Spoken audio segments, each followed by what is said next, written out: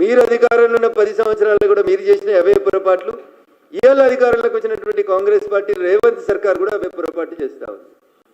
తప్పుని తప్పని విమర్శించడంలో అధికారంలో ఉన్నటువంటి ప్రభుత్వాన్ని విమర్శించడంలో మాకు ఎట్లాంటి ఇబ్బంది లేదు. ప్రజల గొంతుకగా నిలబడతాం, ప్రజా సమస్యల పట్ల బరాబరి మాట్లాడతాం. మీకు నచ్చిందా నచ్చలేదా నాకు సంబంధం లేనటువంటి విషయం. ఇలా తెలంగాణ ప్రజలు ఆలోచించాలని కోరుకుంటున్నాం. జీవో 111 పరిధిని ఎత్తేసి దాన్ని కాంక్రీట్ జంగల్గా మరో భాగ్యనగరాన్ని ఆక్సిజన్కి దూరంగా చేసేటువంటి కుట్ర చేసినటువంటి టీఆర్ఎస్కి ఇవాళ 400 ఎకరాల గురించి మాట్లాడడాన్ని నేను తప్పుపడతలేను. కానీ నీ వీపు నీకు ఎందుకు కనబడతలేదు కేటీఆర్ అని అడుగుతున్నా. నీ వీపు నువ్వు చూసుకోక, నువ్వు 10 ఏళ్లలో చేసిన తప్పుల్ని నువ్వు చూసుకోక మోడీ మాట్లాడింది బూటకం కాకపోతే చర్యలు తీసుకోండి. మోడీ తన చిత్తశుద్ధిని నిరూపించుకోవాలి. పెద్ద పెద్ద పదాలు ఎందుకు కేటీఆర్ గారు?